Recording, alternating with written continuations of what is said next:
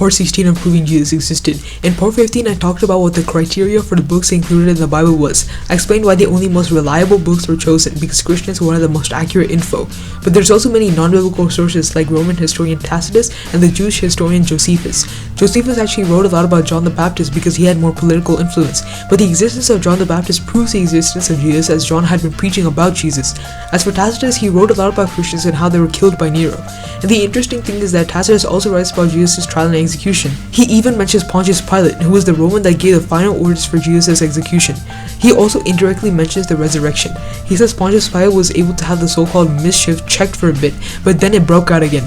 And the Bible tells us that when Jesus was crucified, the disciples and his followers scattered everywhere because they didn't want to be killed. But then after the resurrection, they began to preach the good news together. Pliny the Younger also wrote about early Christians in 100 AD and how they believed that Jesus was God. In part 17, I'll be talking about the proof for the existence of Pontius Pilate.